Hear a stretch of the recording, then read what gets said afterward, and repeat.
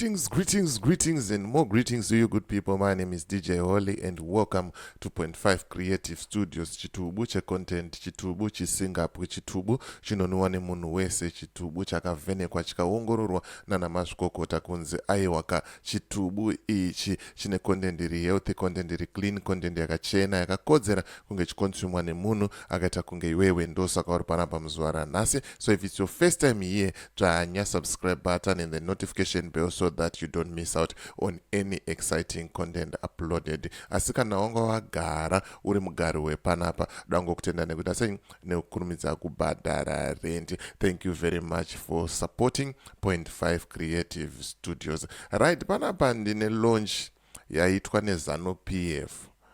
Hanzi inonzi Presidential Vendors Fund.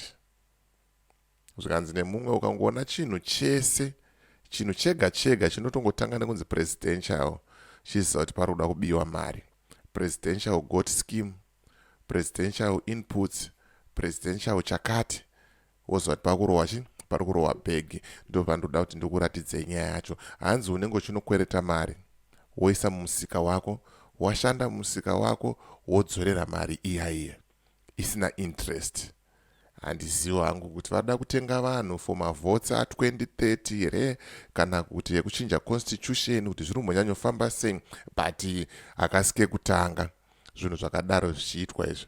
Titoriwo paZimbabwe takatombonzi mayouth takupai mari yekuti munotora kuempower bank, tikatonyora maproposal tikaendesa, zvikatombonzi haiwa proposal yenyu dzakusvika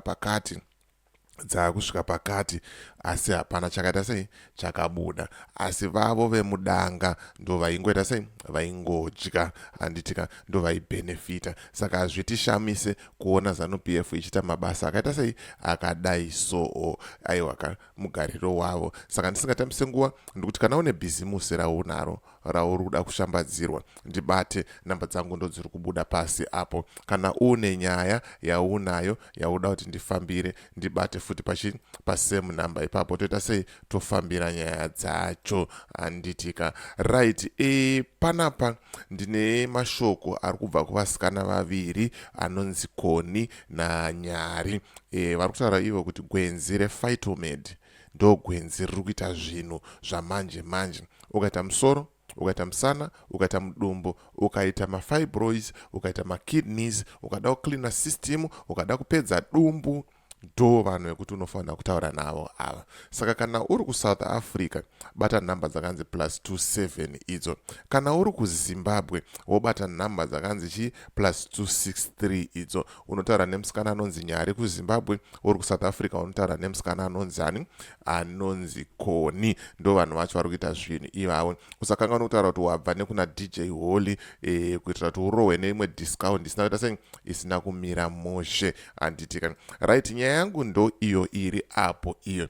Zvikanzi naUncle Jeds, asi Zanu PF official, are you guys serious? Mubvunzo uda munyatsobvunzwa neZanu PF. Ende pane imwe post yandaona yaiswa naHopo Ching'ono. Zvikanzi unosunungura sei vanhu vane mentality yakadai so? Nyika inosununguka sei kana vanhu vachifunga mafungiro akadai so? The moment yatiri kuita vanhu vari kufollowa magaya, hapana kwatiri kuenda. Vanhu vari kufollowa all those fake prophets, hapana kwatiri kuenda. Ndakaona video recently seWiknew vayapaka pasiripo vachida kuklembwa paEcobank. Audience yakazara ichidedzera kuti musasunge seWiknew, musaklembe mota yaseWiknew. Mentality yevanhu vemuZimbabwe apa vane nzara, ndo zviri kunzi panapa. Asi Zanu PF, are you guys serious? Mumbori serious here? Because Zanu PF yakachimaster chigame ichi, vayaona kuti we are fools, tiri mapenzi, tinonyengedzeka nezvinhu zvisina basa. Uchanotora mari yechikwereti iyoyo, woenda unoronga musika mutaundi, uri kubva uchimhanyiswa, uri kutorerwa zvinhu. Ndo kunyengedzwa kwatinoita, ndo kutusa kwatakaita sevana veZimbabwe. Ndisingataure zvakawanda, regai ndipinde muvhidhiyo muzvionere mega kuti zviri kunzi chii pamusoro penyaya iyi. Handitika pakaipa. Ndobva takurukura nawo tikati nyange zvakatiomera hazvo senyika, asi ngatingoitawo something. Saka president vaita something, saka tavhura chirongwa icho chinonzi presidential vendor.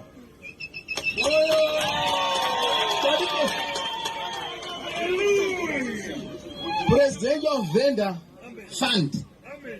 Iwo yemwe iyoyo yekuti yatavhura yemavhenda yekuti inogara ine mari irimo yekuti muvhenda wega wega anouya achikwereta, asi unofanira kuti kana wakwereta wodzora mari iyoyo isina interest, hauna interest yaunopiwa.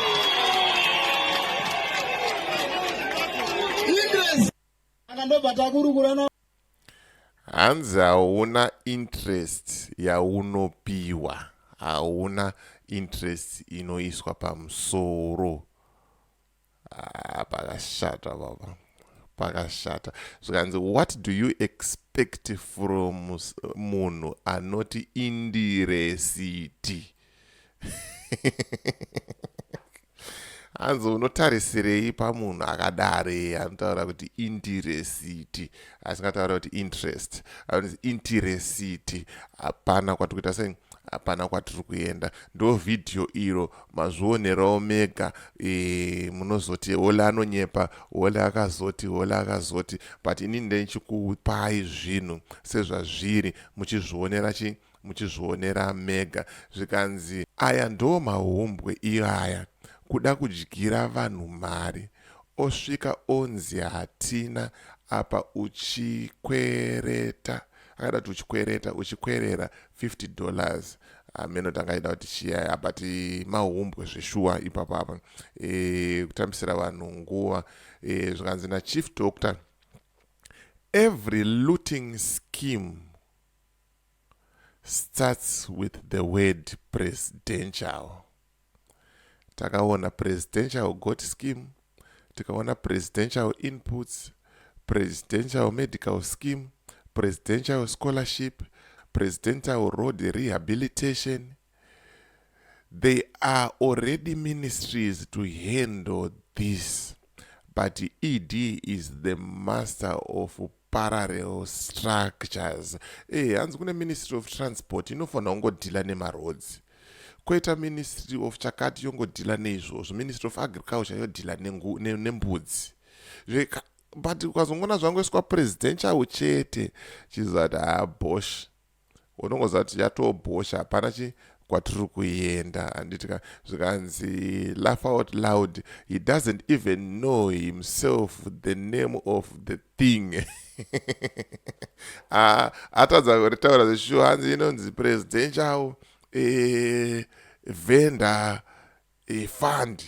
Pakashata. Zvikanzi presidential vendor.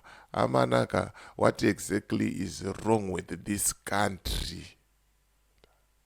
Takaroiwa nevakafa. Zvikanzi imwe looting scheme. Zvikanzi svosve komendi yasvozvo erengai mega. Komendi yasvozvo erengai mega. Pakashata. Hanzi nonsense. Zvikanzi we are cursed. Zvikanzi we are cursed. Pakaipa. Ndo vhidhiyo rangandifamba naro zvomanje manje. As for me, DJ Wally and the rest of the crew behind the scenes, truth is bye for now. Ngasangane muvhidhiyo rinotera.